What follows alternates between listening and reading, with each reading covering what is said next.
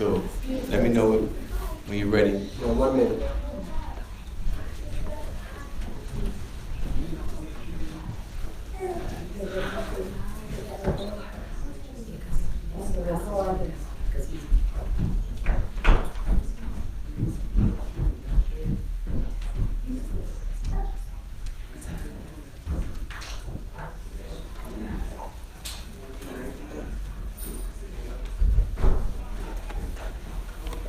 Okay, so in the name of Allah, the Beneficent and Merciful, we thank Almighty God Allah for His coming in the person of Master Farah Muhammad.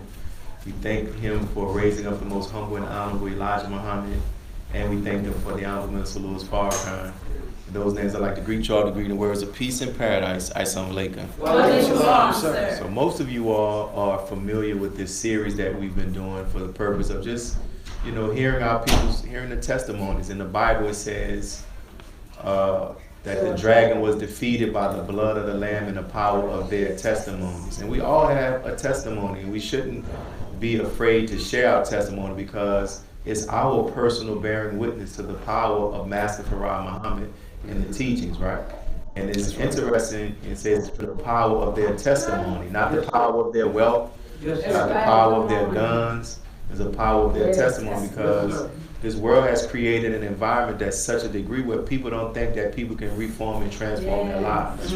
So each and every one of us are an example of that. So one of the things that inspired this, Brother Samuel, is when the minister said his testimony, he said that his witness bearers are too damn silent, right? That's right. So since then, I've been trying to get as many people, and when people come into the city, we all, after they do the lecture, we do this, and we start off where it'll kind of be, they'll be standing behind the roster. And we tried it with one person, they kind of like veered off, and we decided after that to start doing the interview style. And the interview style, I like it. It's more personal. Yeah. And the first time we did it, it was with Brother Down, was the first time we did an interview. Yes, sir. So we have a bunch of them in the archives, not the interview style, but the testimonies. We have a bunch of them, but we haven't uploaded them yet. We're going to have to do it. You can hear me? And so we're starting off, like I said, just be you. And as you say, you're all about being your authentic self as well. We really, did you all enjoy the lecture? Yes, sir. So we were in Detroit, I think, for Xavier's Day, and he told me I was in the city. I'm like, what? I missed it. He reached out to me on this other app, and which I don't really check much. But Allah fixed it when we were in Chicago at the Palace on last Sunday. Yes, sir. And I asked him when he was going to be in the area again. He told me he would be in the area this week. I'm like, what? You gotta come on down. So he's here. So I'm always big about, getting people to have the opportunity, believers to have the opportunity to hear from people from different cities. So to start off, our first question, just tell us, your brief history before Islam.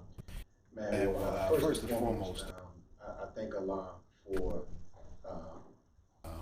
him coming in the person of Master Farah. There would be nothing to talk about if he didn't come. Yes, sir. You don't need to be sitting here for the most honorable Elijah Muhammad and that beautiful man, the honorable Minister Louis Farrakhan. So I thank you, and thank you, Brother Willie, for extending the invitation. From the moment I first actually came in contact with you, brother, you've always expressed a very genuine, down-to-earth spirit, and I'm thankful for you, the work that you're doing, and the extension of genuine, down-to-earth. So thank you. As I was sitting here listening to you, man, pardon me, I started becoming a little bit overwhelmed emotionally as you were talking about a testimony, and just thinking about my experience growing up. I'm originally from the Chicagoland area, so between Aurora, which is in the west suburbs, 30 minutes from the west side, and the west side of Chicago, is where I spent the majority of my early life. I did not grow up with my father. I didn't even know who my father was. Never had anything. I saw pictures later on, but never got a chance to really know anything about him. I grew up with my mother working double shifts nearly every day. My early memories of my mother are of her in the bed sleeping because she worked so much. There's a big age gap between myself and my 3 older siblings, my 2 older brothers.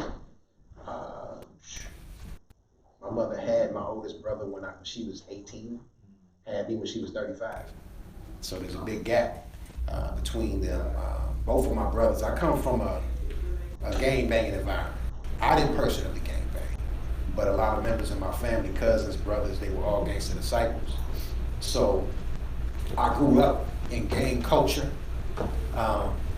with seeing a lot of the activities that take place, you know, people dying, people, you know, selling drugs, the usual, you know, depending on where you come from.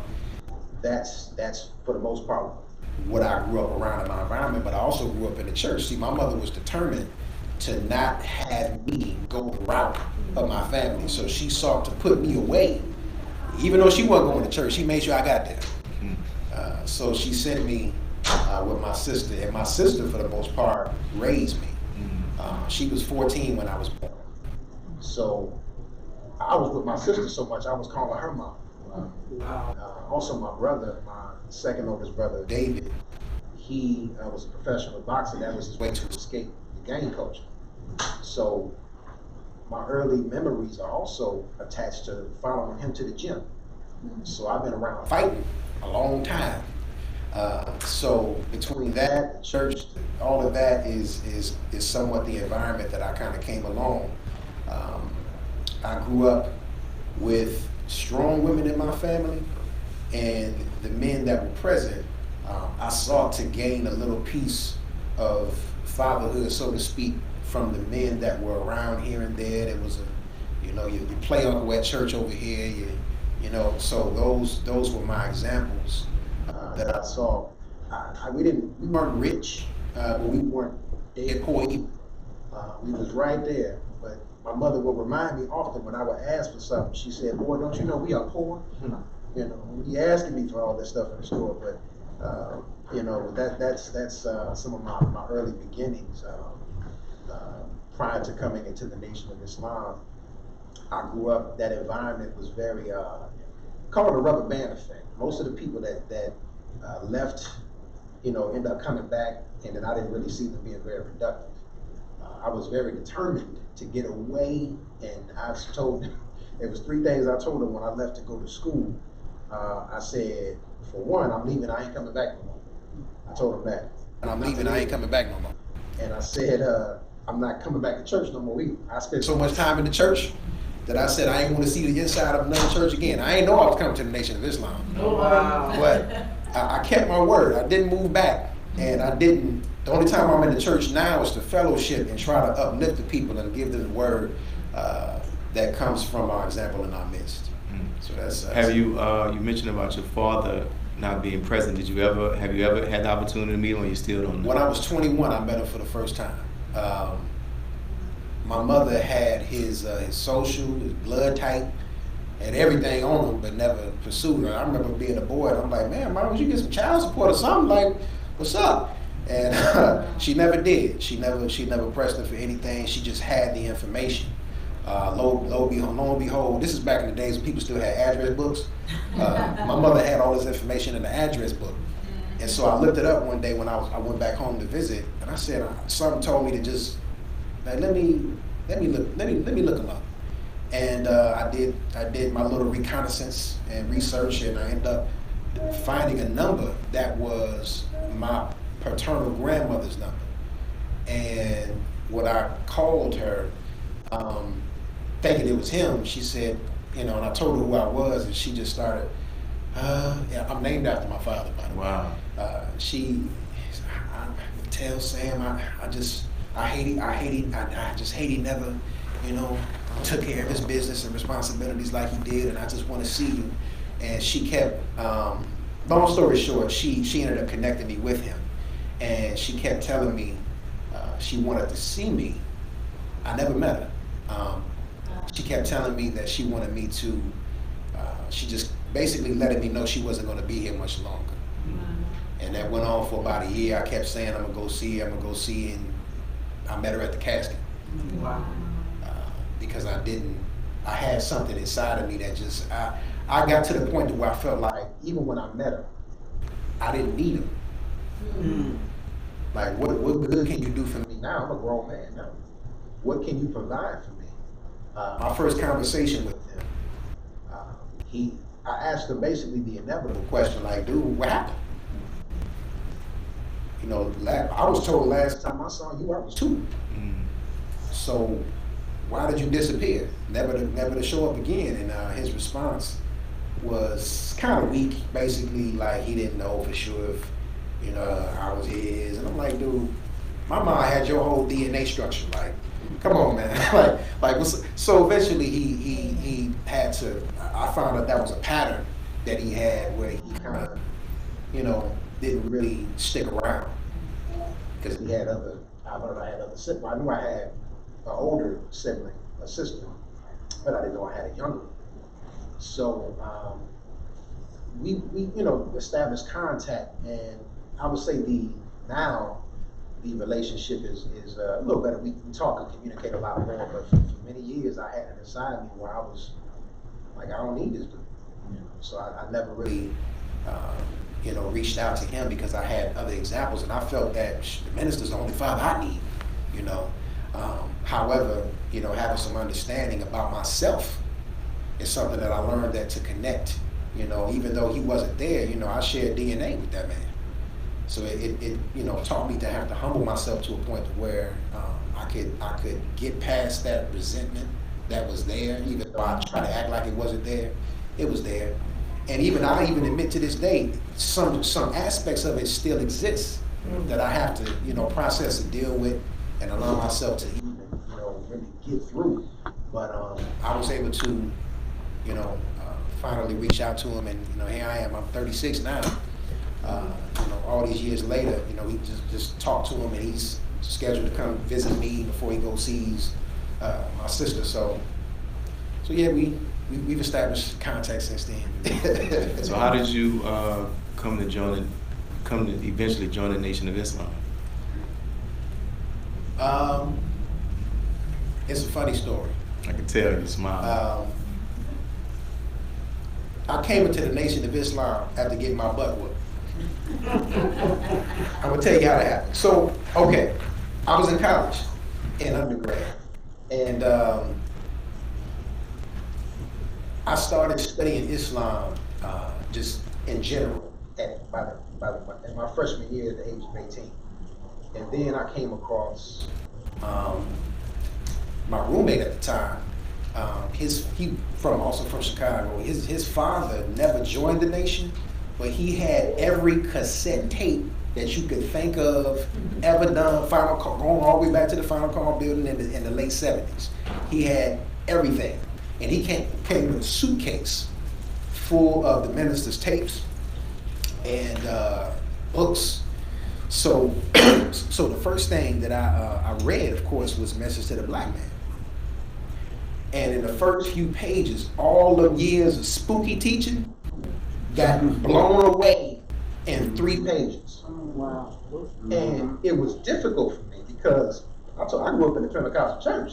And this stuff wasn't like what I was taught. So I'm sitting there reading this, and I'm like, this ain't right, but I couldn't stop turning the pages. I'm like, no, this can't be true. But so I go to try to disprove what the messenger of Allah said, and I kept finding more things to validate what he said.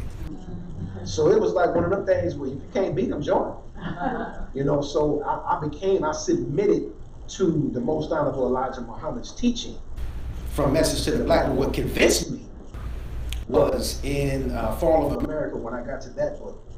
And there was a particular chapter in which he said, I have the keys to both heaven and hell. Wow. He said, you can accept it and live or reject it and die. And I was like, damn, I ain't never heard nobody talk like, I submit. So from that point, I couldn't find anything that stood more resolute, more true, more strongly than the words that the Most Honorable Elijah Muhammad spoke. Now, what caused me to actually joke, actually, the mosque had an event on campus. Mosque in Nashville? Yes, sir. There was a Nation of Islam event that took place on the campus of Tennessee State University. At this time, I'm in my sophomore year. So I'm 19. And in the student center, the meeting was held on the third floor. And both of them had transitioned, but I saw Minister Abdul Hakim, who was originally out of Mosque number 7 in New York. He was the minister that was teaching at the mosque the day that Malcolm was assassinated. He then moved to Alabama, but he was teaching in Nashville that day. And I heard him teaching. I mean, just masterful with the word. And I saw Minister Majid, who was the representative in Nashville, who originally came out of Cleveland, and he stood up in the rebuilding, took Nashville. And when I saw Minister Majid, I looked at him. I remember sitting in the audience, and I looked at him, and the Spirit told me, you need to help him. Didn't know why. So when it came for acceptances, this was back when, I don't know what it was like in New Orleans, but back then, we had a player's card with a yellow card. So I signed that player's card, raised my hand, and went up there and shook him and shook his hand. And from that day, I started going to orientation class like the next class. And I spent time in there, and I was in there with a couple of brothers, brothers off the street, and the ego inside of me felt that I didn't really need it, because I felt there's I got the teachers, I don't need to really join and all that. And so I went back to my dorm room, and I had a different roommate at this time that I didn't really see eye to eye with. And the brother, how do I say, he was a little soft, and he would be on the phone with his girlfriend like all night long. You remember there's a Budweiser commercial a long time ago where this dude was in the corner. He's like, no, you say it first. No, you say it first. No, you say it first. And that was kind of like that. And his friends like snatched the phone about the cord or whatever. And so I called myself doing that out of ego. I was really full of myself at the time. I was hot because it was like 3 in the morning. I'm like, dude, this is ridiculous. So I get up and snatch the cord. I'm like, hey man, I need you to go. I ain't getting off the phone. I snatched the cord out the phone. Just real disrespectful. I turn around and my man decides to grab. He tackled me from behind in the dark. But my head hit the little air conditioning unit I own, and next thing you know, I saw the fist of glory coming from the sky. Wow. And right then in that moment, because I should have never have gotten my butt whooped in that way, ever. Because I come from a martial arts background, I'm trained and all this, but Allah stopped, he held my hand. Nothing I could do, I was froze. I knew at that moment, your ego has caused you to be in this condition. You need to submit. And from that moment forward, I knew right there in the midst of a butt whooping that it was because I chose to rebel rather than submit. So from that point, it caused me to realize that I need to go home and accept my own and be myself and not play with the mission and not play Muslim, but be Muslim. And that's how I came into the Nation of Islam. Wow. That is it. Not many people know that story. But I appreciate you even sharing that and the humility, and for you to be able to share that, because most people don't talk about, when we talk about our old time fighters, people always talk about the W's, but we don't talk about the L's. Don't talk about them L's. Yeah. So I appreciate you even sharing that. So what have you've been in the Nation of Islam for how long now?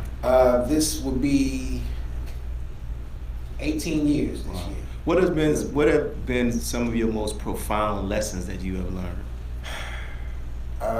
The most profound lesson that I could say, I thank Allah that I came in here with this spirit that's still with me today, is to understand that just because I'm coming into Allah's nation, which is perfect, that the people in it are not perfect.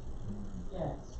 A lot of people come in with this expectation that people are perfect, and when they meet reality, it turns them away because they feel like they've been betrayed by something, or they feel as if it ain't right.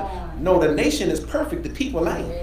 We're on a path to perfection. So from the very beginning, that lesson I took with me that didn't allow me to get dissuaded or dismayed because I'm running into people that's acting ignorant.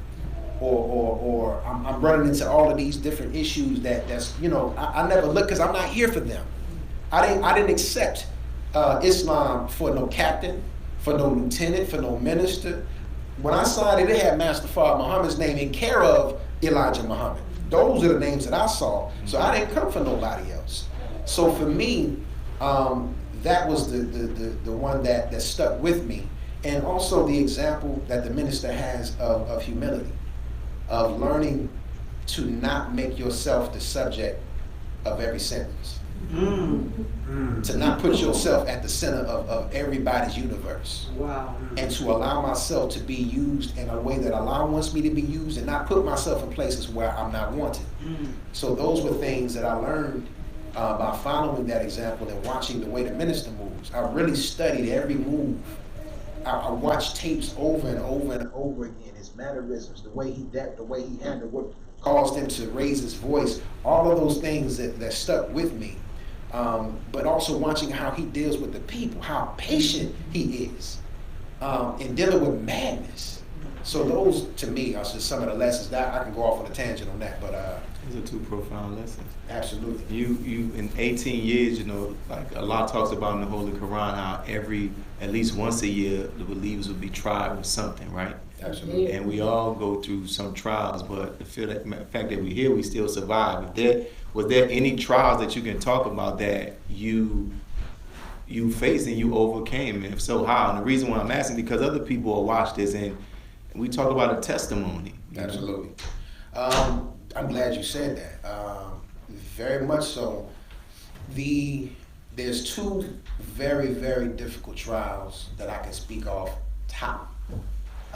The first would be divorce. Tremendous trial. When I went through my divorce with my previous marriage, I'm dealing with, babies that it really is a death. Right. And when I realized my children, now for example, now I'm here because my children live in Louisiana. Their mother, my first wife, is actually from Louisiana. So they live in Baton Rouge. And my babies, however, they grew up in Nashville. They were with their father. I'm going from seeing them every day, taking them to school and daycare, and feeding them, changing them, getting up, just all of that, and then in one day it's gone. I remember the day I dropped my children off before they moved to Louisiana. It was October 24th, 2014. And when I dropped them off, I knew that there was a shift. It felt like almost that my fatherhood was dying. Cool. On top of me being a husband was dying.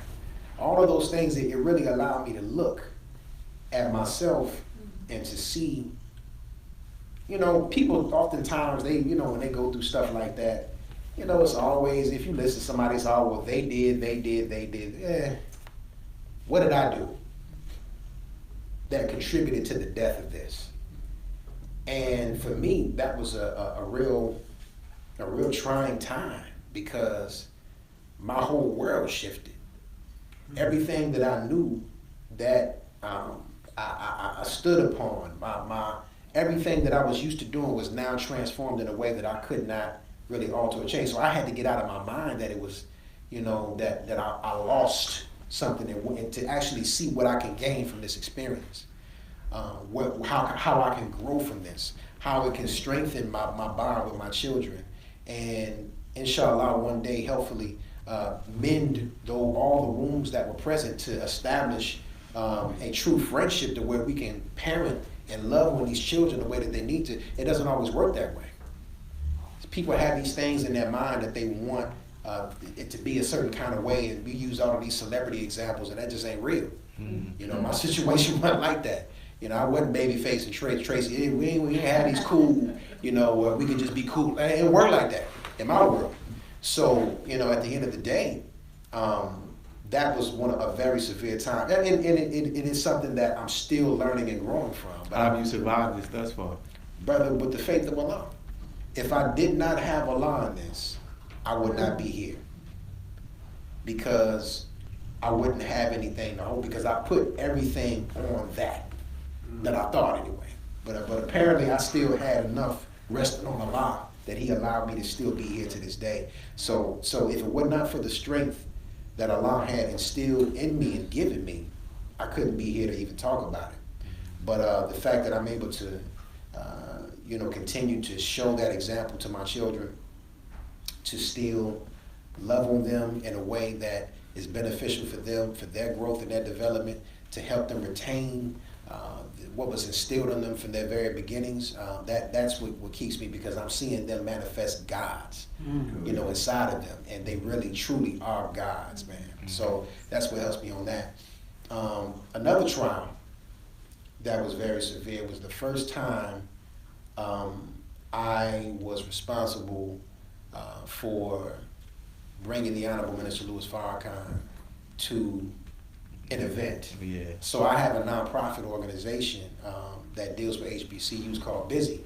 So a lot of the times that you've seen minister attached to like the Busy conference and whatnot, we had him in Nashville a couple of times, well actually 3 times, and had him in Baltimore as well. We had 3 conferences that featured him.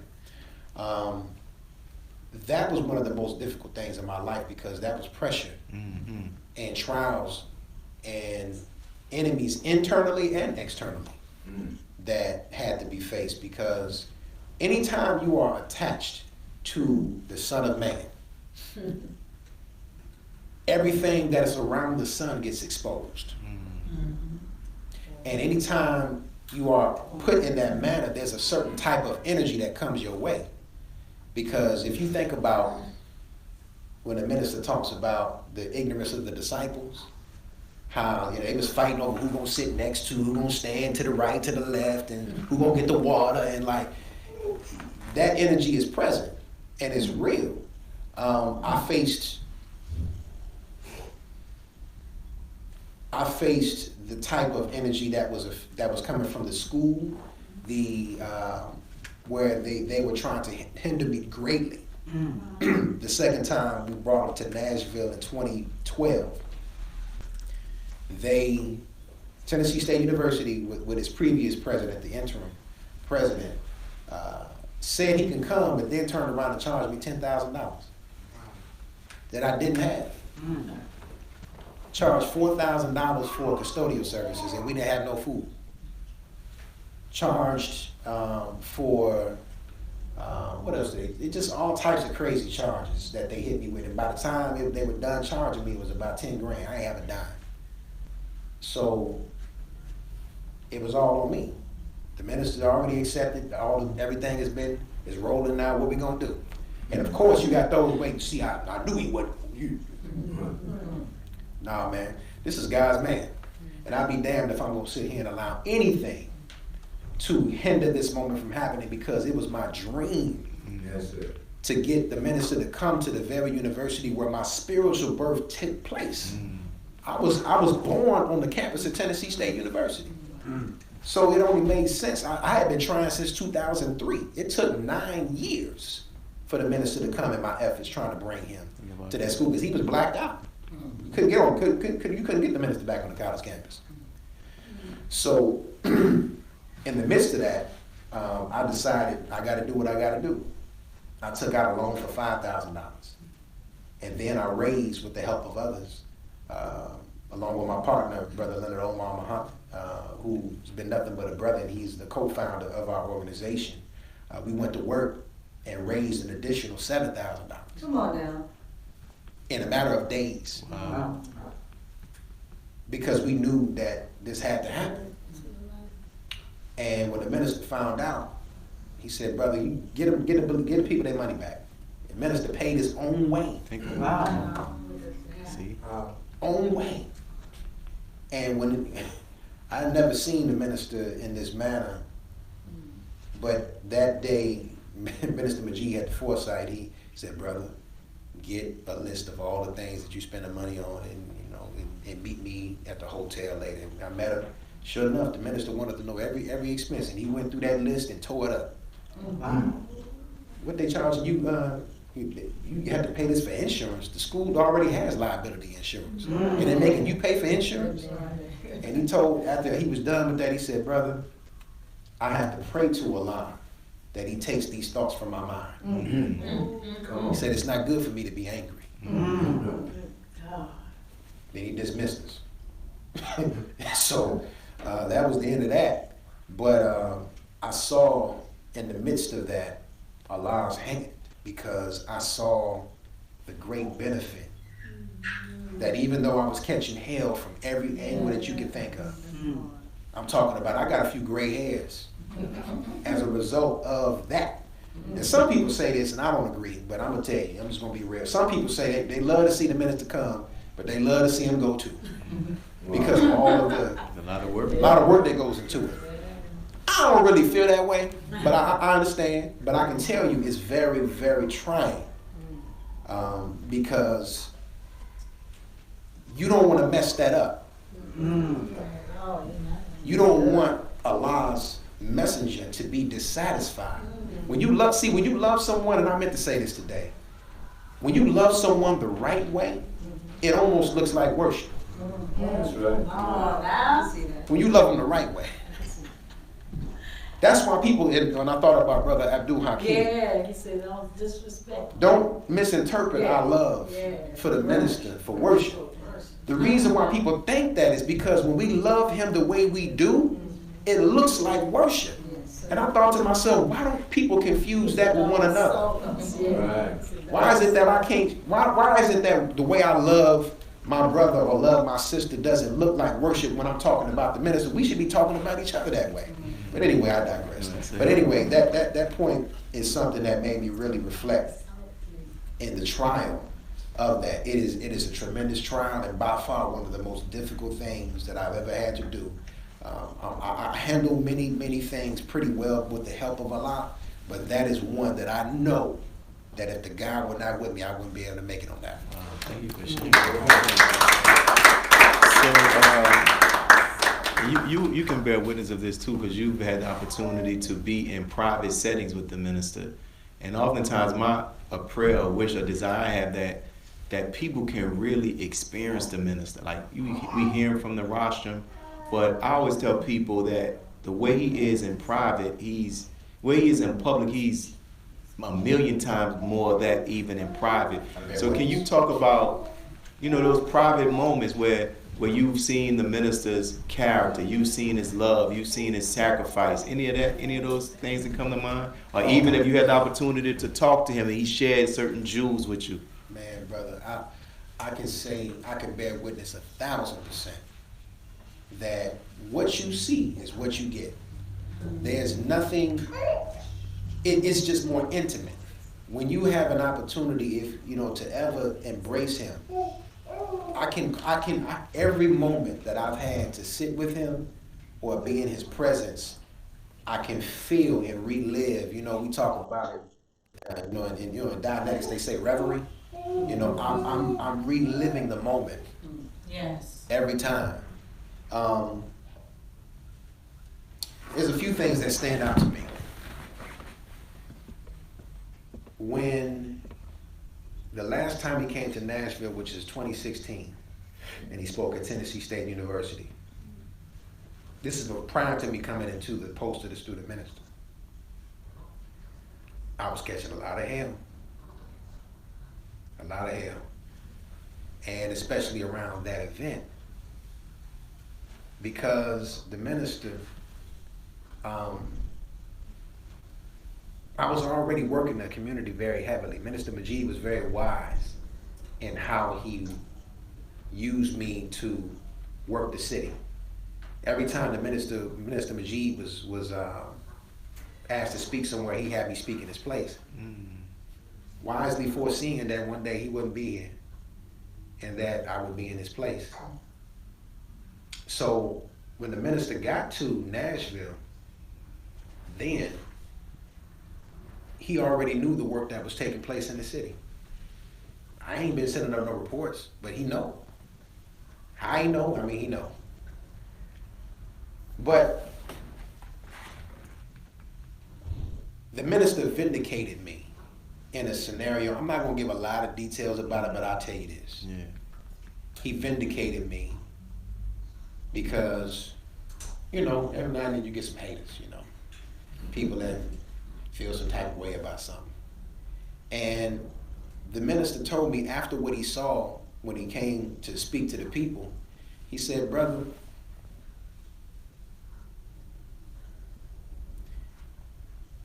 he said, you brought 1,000 lost found for me to teach. What sin do you have? Wow.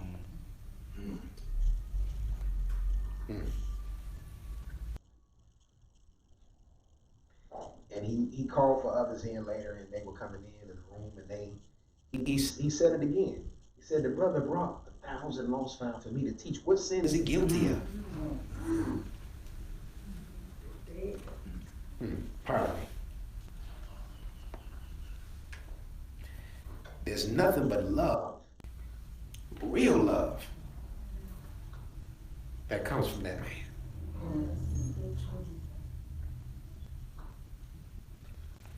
I remember when we were in Louisville at Muhammad Ali's service, and the minister was being brought to his bus to leave, and I was on post, and the brother, one of the brothers from the E-team had maneuvered me and told me to move somewhere else, and the minister saw me.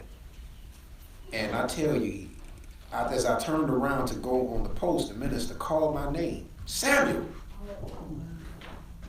And everybody that was chattering around him stopped. And I ran over to him, knelt down to him, and how are you, brother? He just wanted to call my name just to come shake his hand. Wow. There are other moments, but there's certain things that just stick out to me. Right. And his spirit is so warm and so genuine. You don't see nothing from him that you don't get. The passion that you feel from him from the rostrum is just so more inviting when you have the opportunity to actually sit with him. And he's imparting nothing but love. And that's why I was telling brother and everybody here when we sat with him at the palace, he normally talking and teaching the whole time. By the time you finish your meal, he's still eating soup. Wow. Seriously. This time he was quiet, but so those are things that I noticed about him. He's always teaching, and he's fulfilling the sunnah because that's how the prophet did his teaching. He taught from the dinner table, and the minister is living that embodiment of the sunnah, and he manifests nothing but the spirit of love and brotherhood, and you can tell that is a man that is filled completely with the Holy Spirit. I can go on and on. Yeah, I mean, you got some more. Yeah, man. There are times I can tell you where to see how he makes our lost found family feel welcome and loved. When we were in Baltimore, and we were at a leadership meeting, and there was a sister that had spoken. Young sister, she was a teacher, and really caught the minister's attention and invited, and he sent for her to come have dinner. She was leaving. He called her because of the spirit of God that he felt coming from her. And to see how he talks about certain ones, people thinking, you know, what they call a minister all these names and say he's homophobic and all that. And I heard him say, speaking on a particular celebrity, I won't mention who it is, but they say that the brother's a homosexual, but I don't care. I kiss my brother. I love him. And he makes those who may not really know or can put it scripturally who he is really, but they feel the messianic work coming through him, and it's something that they don't know that they're attracted to, that they love. And so the way that he handles the people, the way that he handles the people, I ain't seen nobody make people feel the way that he does. Come on, man. To see how masterful he is, the way he listens. You talking about active listening? He listens. And the way that he listens, you learn. just by how he's sitting and listening, because he's listening with such deep, studious, intentful, very, very engaged into what you're saying. And because he's, as you're talking to him, everything that you're saying is being broken down and separated while you're talking, and you can see him take bits and pieces out of that. I remember And the minister's his memory. Man, let me tell you, I remember the minister told me in April of 2012, he said, brother, I want you to go get your doctorate. Because he asked me, he said, where did you go? He said, I understand you graduated at Tennessee State. I said, yes, sir. He said, and I understand you got your master's. I said, yes, sir. He said, what about your doctorate? I said, I ran out of money, sir. And he started laughing. And he said, later that he wanted me to get my my doctorate. He said, and your doctorate is at TSU or Vanderbilt or TSU. And I told him, he asked me what I wanted to study. And I said, international business. I was a business major. He said, oh, brother, that's exactly what we need. And, you'll be successful in that. And so that was April of 2012 when he said that. Now, when he came back in November of 2012, because he told me, he said, you go back and tell the students I'm coming back to TSU. I'm talking to 10,000. All right, yes, sir. Went to work. Came back 7 months later. And him coming back, I had enrolled in school, trying to hear and obey. However, the major that I said that I wanted to take, they didn't have at TSU. But I saw aspects of what the curriculum would be had I did international business, were in this particular program. It was an agricultural biotechnology. So I thought he would be happy to hear that I was studying that, because he kept talking about agriculture and this and that. And so when he learned that I was back in school, and he said, so brother, I understand that you're back in school. What is it that you're studying? I said, agricultural biotechnology, sir. He just looked. Wow. He said, brother, what is it that you can do with that except for work for Monsanto? Damn. My little bubble got popped. So I said, okay. Then when I did the math and I did the research and went back, I looked, and lo and behold, Tennessee State University agricultural program has a direct relationship with Monsanto. Wow. Look at that. That you can't put that over on this man. He has wisdom that is from the Lord of the worlds. Yes, sir. And there was nothing that you can't, that's Allah speaking through him. So that caused me to go back and reanalyze some things. But he remembered, he said, brother, that's not the major you told me that you would study. He said, no, I saw on the edge of the campus some land back there. Isn't there something that you can do to go and learn how to go into the field? And I said, yes, sir. I had just purchased a community garden plot. And he was ecstatic that happened. I said, I got it, and I got it for the believers. He was happy to hear that. He said, but that other mess that you was in, what you gonna do with that? You gonna work for Monsanto?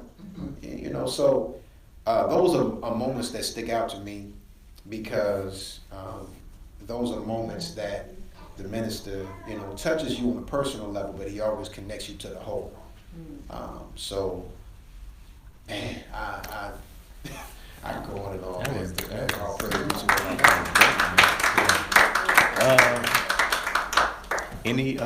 Anybody have any questions? Okay. So, what closing words would you give to the believers who are here? Those who are believers, those who are just guests here. What are your closing words? Love ye one another, even as Farrakhan has loved you. He loves us, and I think about the fact that,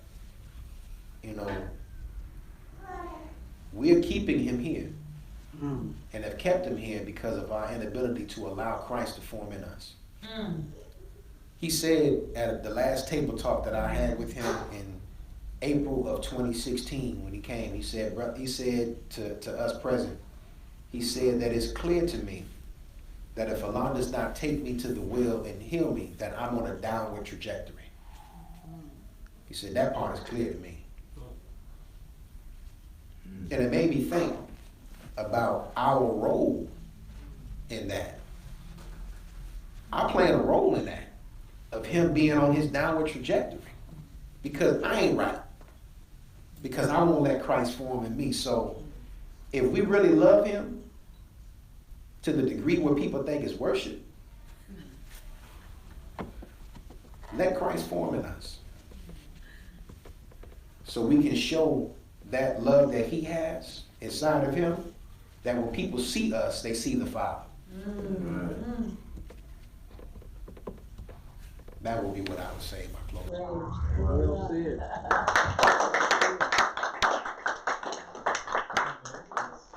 This was one of my, this was very good, man. Praise And I like how just what you were, what you shared personally, and even what you shared with, as relates to how Minister Louis Farrakhan. So, inshallah, it will be put up online by tonight, man. But we thank you for your visit.